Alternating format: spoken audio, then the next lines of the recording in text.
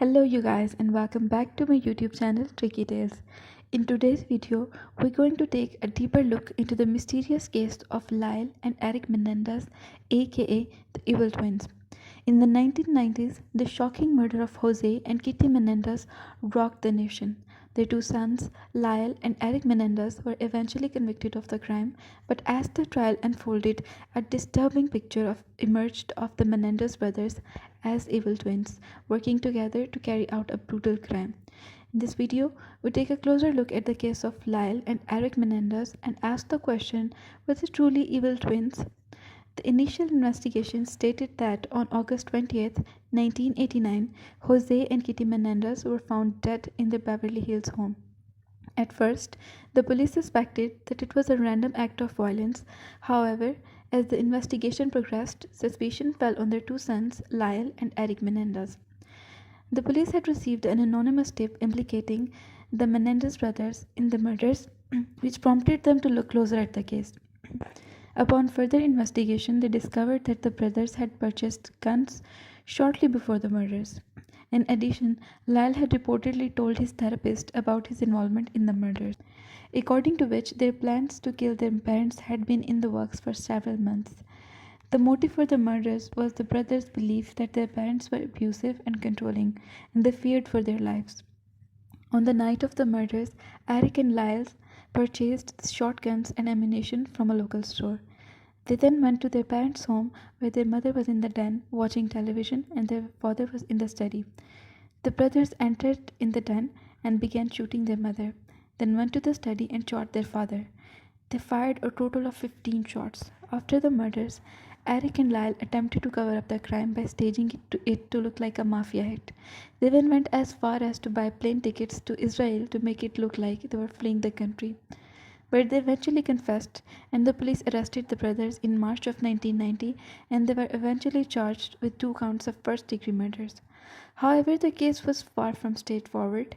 The Menendez brothers had hired a high-profile defense team who argued that the brothers had acted in self-defense due to years of abuse by their parents. The prosecution, on the other hand, argued that the brothers were motivated by greed as they stood to inherit millions of dollars from their parents' estate.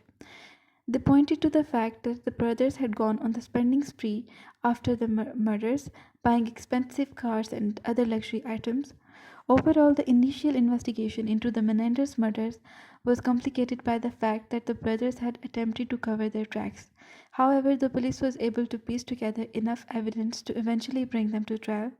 The Menendez brothers' trial was a media sensation, with millions of Americans tuning in to watch the drama unfold. But as the evidence was presented in court, a disturbing picture emerged of the Menendez brothers as cold, calculating killers who had worked together to carry out the murders. The trial of Lyle and Eric Menendez was one of the most high-profile cases of the 1990s. The brothers were accused of murdering their wealthy parents, Jose and Kitty Menendez, in their Beverly Hills home in 1989. The trial itself was a media circus, with reporters from around the world descending on the courthouse to cover every twist and turn of the case. The trial began in July of 1993 and lasted for 6 months. During that time, the prosecution presented a case that was largely built on circumstantial evidence, including the brothers' purchases of shotguns before the murders, their attempt to purchase a hitman, and their alleged confession to a therapist. According to the evidence presented, the motive for the murders of Jose and Kitty Menendez by their sons, Lyle and Eric, has been the subject of much debate and speculation. The prosecution argued that the brothers were motivated by greed, as they stood to inherit millions of dollars from their parents' estate. This defense, meanwhile, focused on portraying the brothers as victims of years of abuse at the hands of their parents. They presented testimony from family members and friends who described the abuse that the brothers had suffered, including physical beating, emotional abuse, and sexual molestation. The trial was marked by a number of dramatic moments, including a tearful outburst by Lyle on the witness stand, in which he described the abuse he and his brother had endured. The defense also called a number of expert witnesses to testify about the effect of abuse on children, which was a relatively new area of research at the time. Throughout the trial, the media coverage was intense, with reporters camping out at the courthouse and broadcasting live updates on the proceedings. The case was also the subject of numerous TV specials, books, and articles, which added to the public's fascination with the case.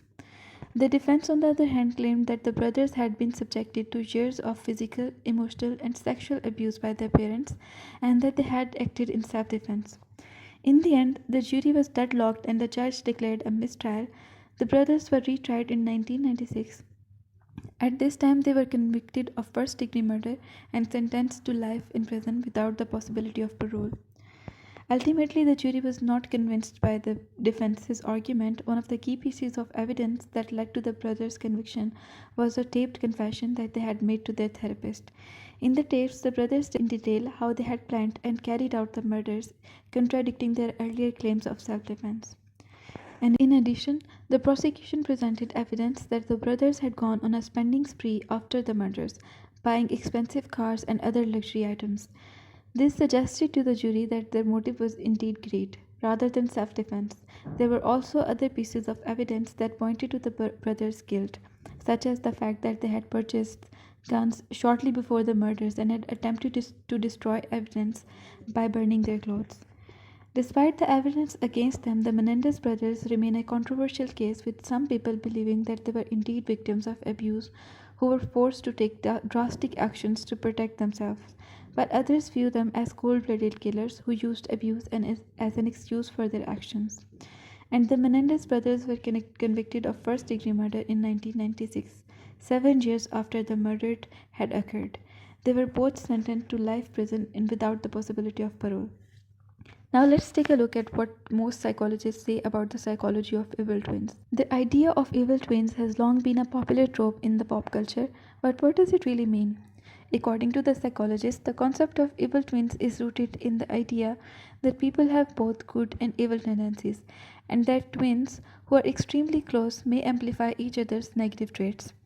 The concept of evil twins has been a common theme in literature and popular culture for centuries. It refers to a fictional character who is the exact opposite of another character, often to the point of being a mirror image of them. The evil twin is typically portrayed as being dark and malevolent, while the other twin is good and virtuous, and one can influence the other. There are several factors that can lead to one twin influencing the other's behavior. So, for example, genetics, socialization, birth order, life events, and shared environment. One theory is that the concept of the evil twin is a manifestation of the human psyche's struggle to reconcile opposing forces within itself. In other words, the evil twin represents the dark side of the self that we all possess but that we try to suppress. Another theory is that the concept of evil twin is rooted in the idea of doppelganger. The doppelganger is a literary motif that is often associated with death or a bad omen. Psychologists have also explored the idea that evil twin represents a projection of the individual's own fears and insecurities. In this view, the evil twin is a way for people to externalize their negative emotions and impulses and to distance themselves from them. Regardless of the psychological theories behind it, the concept of evil twins continues to captivate the public's imagination. It remains a popular theme in literature, film, and television, and has been used to explore a wide range of psychological and philosophical issues, from the nature of good and evil to complexities of human identity. Overall, the relationship between twins is complex and can be influenced by a variety of factors. While some twins may exhibit similar behaviors and personalities, others may have very different personalities and interests. Ultimately, each twin is an individual with their own unique experiences and traits, and their behavior is influenced by a combination of genetic and environmental factors. However, the legacy of Menendez brothers' case had a negative impact on the public's perception of twins.